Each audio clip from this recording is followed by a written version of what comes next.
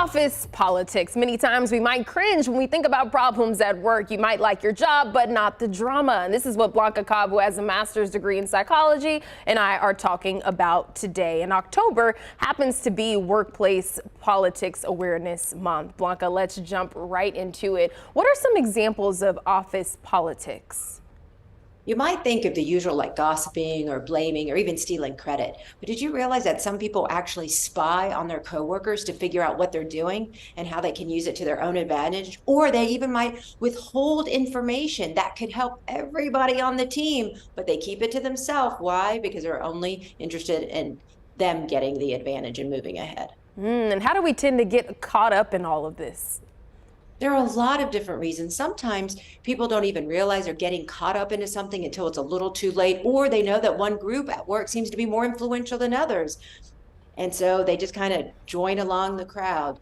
When people are concerned about mobility at work, whether they can move up that corporate ladder or change different jobs at work, there's a lot of reasons. And then also some people are just unsure of their ability and their skills. So they feel like they have to do something to get themselves an edge, even though it's the wrong way to go about it. Sure. What can you do if you find yourself involved in office politics?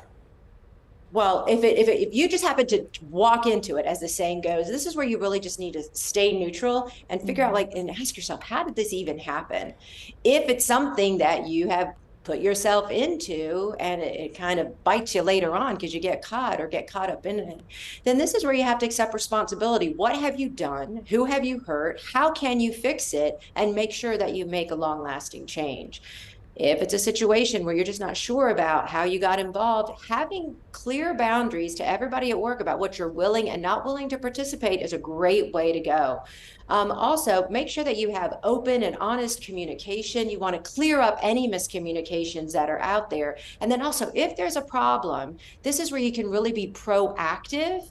Why? Because when you're proactive, then a problem doesn't tend to fester as long, and it doesn't get as get complicated. All right, Blanca, thank you so much. You can continue the conversation with Blanca on her Facebook page, Blanca Cobb, body language expert.